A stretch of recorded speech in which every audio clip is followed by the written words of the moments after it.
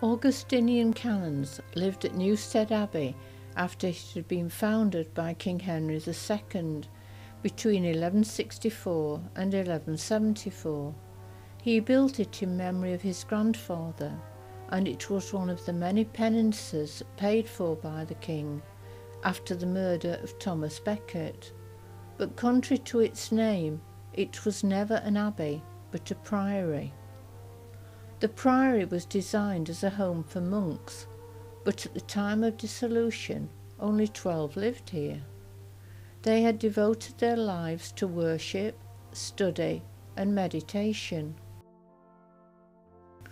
The surrender of the house was in 1539, when it was closed by Henry VIII. A pension of £26, 13 shillings and 4pence was given to the prior. The canons much less, varying from £5, 6 shillings and 8pence, and £3, 6 shillings and 8pence. The following year, Sir John Byron, the famous poet's ancestor, acquired the property from the king. He then went about converting the property for domestic use, but maintained the impressive wall of the priory church to add grandeur to the front entrance. Extravagances and excesses by the following Byron ancestors, especially William, eventually reduced Newstead to ruin.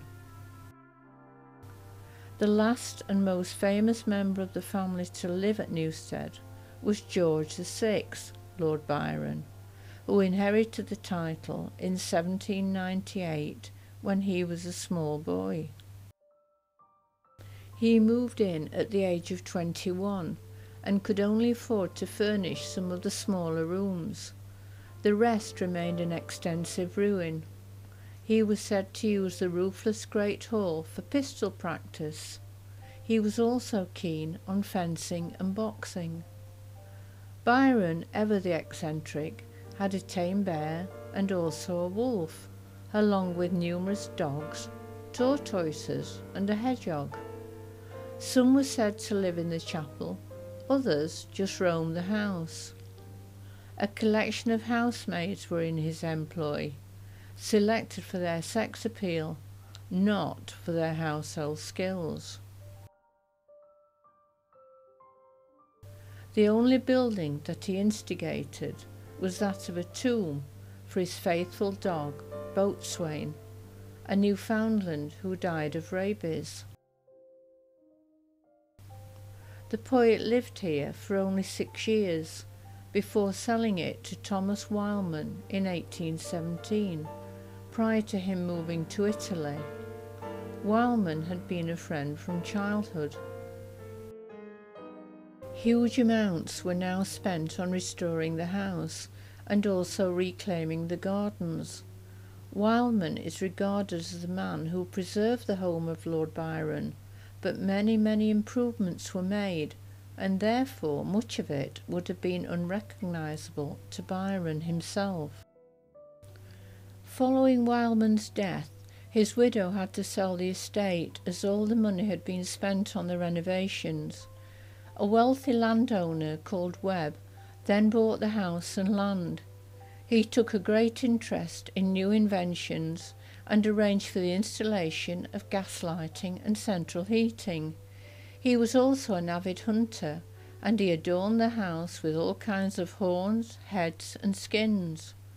The house was visited by Dr. David Livingstone, who had saved Webb's life in Africa.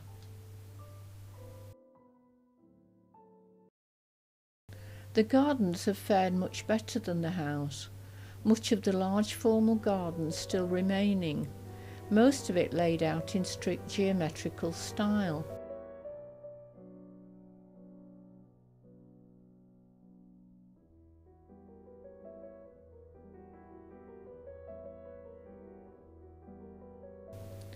The Eagle Pond, 300 foot long and 100 feet wide, gained its name when the Priory's eagle-shaped lectern was discovered here more than 200 years ago.